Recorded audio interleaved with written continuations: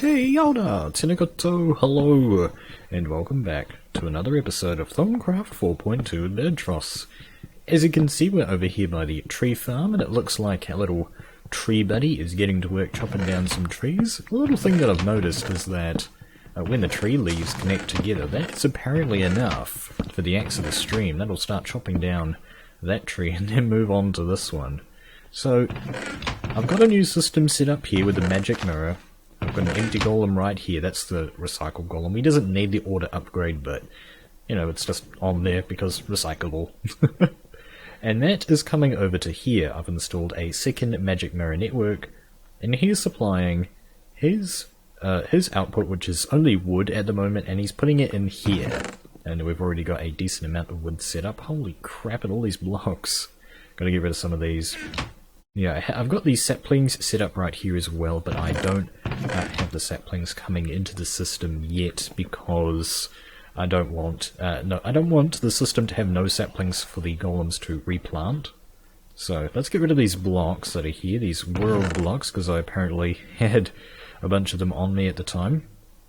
Yeah, I've been doing some testing over here as well with the arcane ear because I've got a pretty cool build in mind for today's episode. The arcane ear, I thought like the magic mirror, you were going to need two of them so that they could communicate to each other, but as it turns out, all you need is a note block. And note blocks are significantly cheaper. Probably the only expensive thing about a note block is the redstone. Oh, I didn't know you could do that. But yeah, that's generally what's going on here. Like it says, whenever you pump this out, it'll only pump out a short pulse. And so if you want to get any actual decent sort of redstone-y work out of an arcane ear, you need to basically build yourself a little T flip-flop. I've got something set up right here, and yeah, that's a little T flip-flop. It's just that's a dropper, dropper, hopper, dropper. Job done, job easy. So that just works like so. And I think we're going to try and use this in our sort of a build for today's episode. Let's go ahead and talk about the premise of this build. So wood comes into the system, and it comes in here. Now I would like a decent amount of it to be turned into charcoal, and as I've already said several times now, charcoal is a really useful item for alchemical furnaces because it allows aspects to enter the alembics on top way faster than with other traditional fuel sources, right? So elementum is the fuel that we want to use, so we want to basically get a decent amount of it, and of course charcoal comes from wood. But I don't want to convert all of my wood into charcoal. This is the system that I had running before in the previous episode that I talked about the whole wood system. Oh, by the way, this whole minecart thing, I think I cut it out of editing. I said it like 2 or 3 times. That was a bit of a weird episode. But yeah, this whole thing was inspired by a Walker Riley, who is a fellow Thaumcraft YouTuber. And yeah, I think he's just hit 50 subscribers as well, so go ahead, check out his series. It's a great series for experts. But yeah, so that's basically been made obsolete by magic mirrors. Eee, so fun. Anyway, so we've got a hole right here as well. As you've been able to tell by now, there's only one chest here, and there's this nice little hole here. The whole reasoning behind this is that we're going to have an opening right here for the system that we're going to build today. I finally decided that this is where we're going to be putting the infernal furnace, because I've got a cool little system in mind. The idea is we'll have ourselves a fill golem that'll be attached to a hopper on top of the infernal furnace, and we'll tell him to look in this chest over here for wood, and we'll set him in precise amount mode so that it will only put in a certain amount of stuff into the hopper. And then when we have plenty of elementum in the system, which I guess will be down here somewhere. I need to work on this a little bit. I think Phil's still down here. Yeah, I think we actually need to turn him into an empty golem. It's kind of ironic. We're going to call him Phil because there's a Phil golem, but the empty golem will actually work a little bit better for our purposes. Anyway, we'll send out a comparator signal to a note block, and we'll have our arcane ear T flip-flop set up here by the arcane furnace, preventing the hopper from putting any more stuff in the infernal furnace. At least that is what I thought of off camera here, but I was taking a look through the Golemancy tab of the Thaumonomicon, and I saw this block right here, the Golem Fetter. Now, you probably can't tell if you're not watching on 1080p or something, but there's these tiny little holes on the side of these blocks here down the bottom, so I'm figuring that this block is something to do with redstone, and the flavor text making them behave in the aspect requirements 3 Winkulum and 3 Machina sort of imply that there's something going on with making golems be trapped on top of the fetter, I'm guessing. So I'm going to go ahead and pick this up. It's just a purchasable. Now let's go ahead and read about it. This simple device allows a golemancer to bring their golems to a temporary halt. If this block is activated with a redstone signal, any golem that passes over it will come to complete standstill and cease its current task. Once this block is deactivated, the golem will once again go about its business. Right, so that's actually a little bit of a simpler system than what I already talked about. The system that I just mentioned would work, but this one's probably going to be a little bit simpler. Just a tiny amount simpler. It probably doesn't even matter too much. But it's a Thaumcraft item. I guess we'll go ahead and make it. It's relatively cheap. 3 arcane stone blocks, or arcane stone bricks, 3 arcane stone blocks, 2 iron, and a single block of redstone. So, that does require the shards to make, but we are literally drowning in these shards at the moment, so that's pretty good. But yeah, I have a bunch of these spare blocks saved up here. Only a couple left though, I'll have to make some more at some point. Yeah, I normally just make those in bulk. And looks like we're going to need a little bit of iron, as well as a block of redstone. I have plenty of these. Oh, maybe not so much because I've turned it all into redstone dust. Well, I guess we'll keep this on us. Right, let's go ahead and make that. It's not in that for a workbench. I should probably just get rid of that workbench. Bad habits. Let's put this down. These on the bottom. And this will give us the Golem Fetter. So let me just read that again. I was kind of just reading it for YouTube and not really paying too much attention. The golem that will pass over it will come to a complete standstill. Right, so basically if we put it down and it gets a signal and a golem's on top of it, they will stop. That's what that tells me, which is really cool. Yeah, one of the first things that we need to do is get rid of this guy, which means stopping Walker Riley's machine. Get back here. Turn that off. We'll go ahead and reclaim a lot of these rails. But yeah, this whole system's gotta go. Don't throw that in there. Goodness gravy. Whew. Okay, I probably should have destroyed this thing first. Okay, there goes that guy. I took the shock focus off, so let's just bonk that back on. And battle the blaze that spawns. Get out of town. Thankfully not too close to any golems that he got murderized. Is there anything saved up in here? Just a tiny amount of XP. Yeah, this whole thing is going to need to be dismantled. Did I scan the Golem Fetter? I guess we can put it down and scan it when it's down. There we go. So that's got a heap of useful aspects inside it. So I think all you have to do is give this thing a redstone signal. If I put this on... Oh hey, that changes the top appearance. Stick these out and have a look. That's kind of cool. Always good to see that this thing actually, you know, sort of changes shape like more traditional redstone items when it has redstone applied to it. Very awesome. Now all we really need to do is connect that up to a T flip-flop. But let's get started here with the rest of this. I think what we'll do is probably something just like this, to be honest. And there we go. That's our full golem's path. I think we will actually, because I was talking about now this guy changing. Let's have a look with our golemic thermometer. Okay, let's take these away and pick you up. Well, you're probably set to move stuff if I'm not mistaken, but let's stick you over here anyway. Oh, okay. Right, and we're going to need to stick a hopper on top of here. Right, okay, this might not work too well then. Oh no, it might still work. It might still work actually. So, because he will have to pass over. No, he can get through here without going over that. Okay. Okay. I think we might have to do a second hopper. Yeah, that'll be okay. Second hopper, let's get rid of this, and we'll put the fetter on top of this like so. So that way our fill golem can live on there nice and happily, and we should just be able to do stuff like that. That should be good enough. Now it's a bit cramped for humans, but golems should be able to fit through here just fine. Okay, let's get our thermometer back out.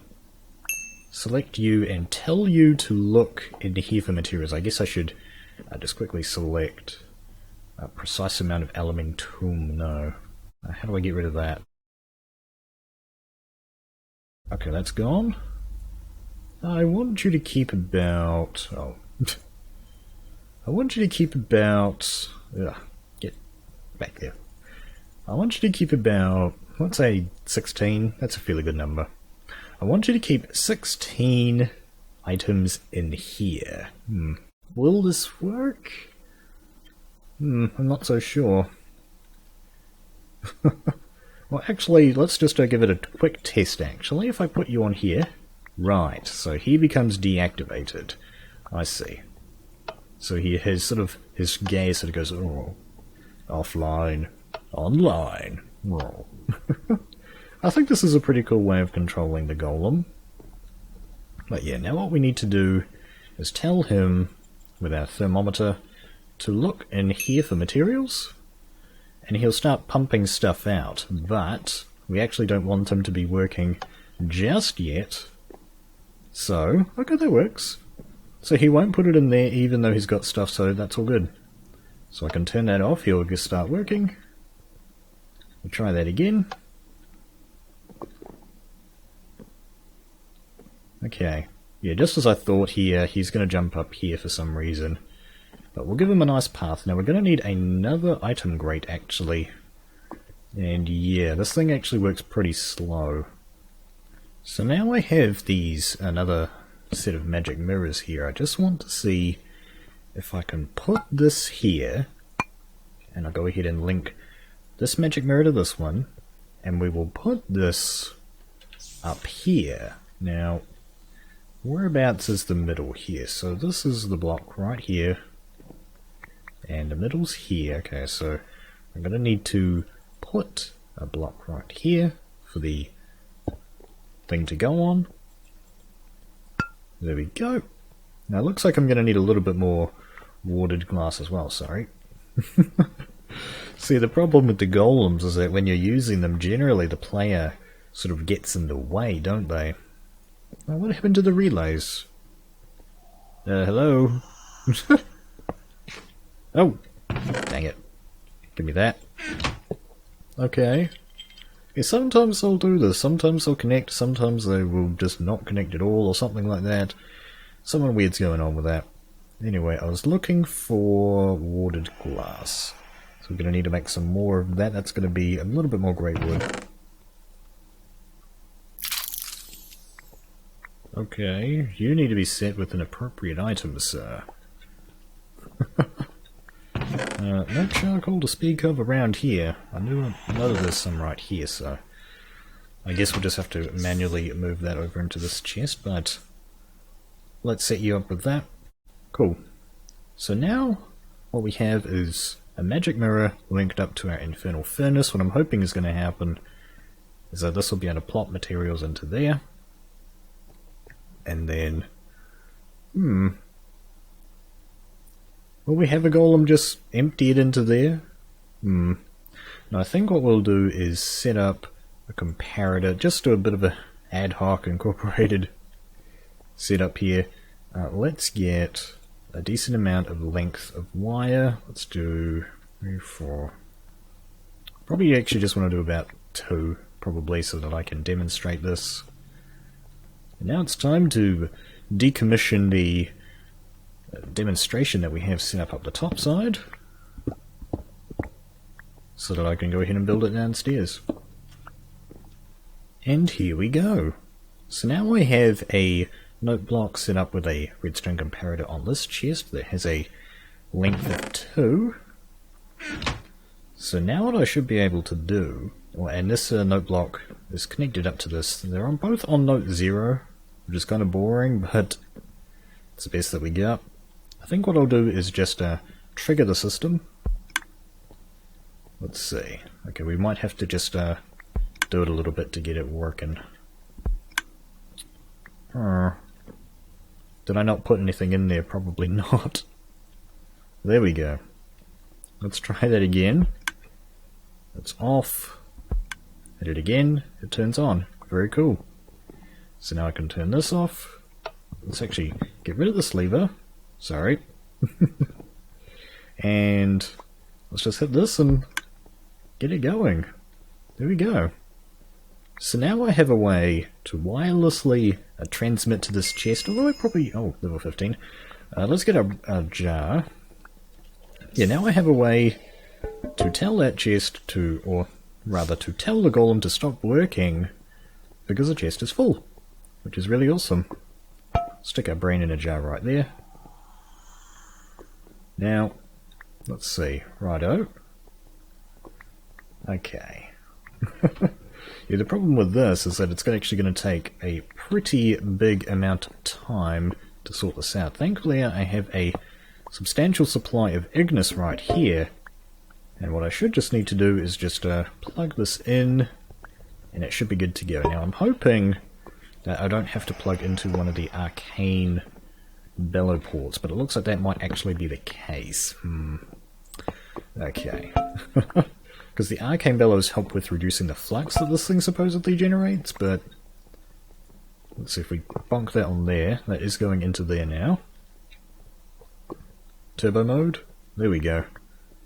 Now that's pumping charcoal out of that magic mirror and sticking it in this right here. That is really cool. We're getting this build working. This looks a little bit ugly, to be honest. I might do some beautification of this area off camera. We might actually even just move the infernal furnace back a little bit, but I hope that this episode gives you sort of an indication of where we're going here with the base. I could probably make this guy a slightly less ranked golem, a wooden golem, or even a straw golem. Probably just a wooden golem will be able to keep up with this, to be honest. We'll have to see.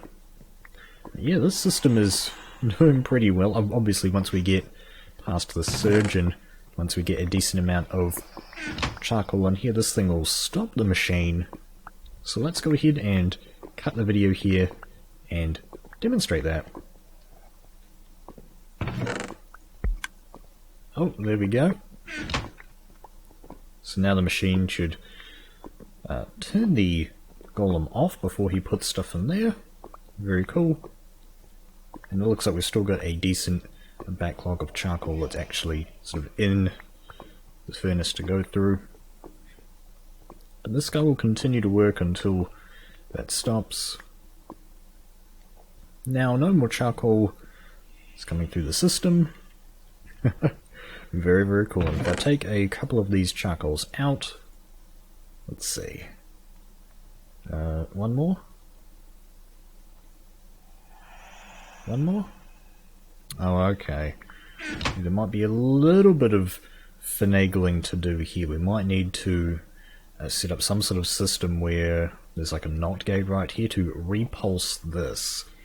It's not perfect. There is a little bit of work to do, but I think we've got enough material here to call this an episode. I hope that you guys enjoyed this episode of Thaumcraft 4.2 at Birdtross. Leave your comments, suggestions, and feedback in the comment section below. But other than that, thank you very much for watching. Kia kaha, and I'll see you in the next video.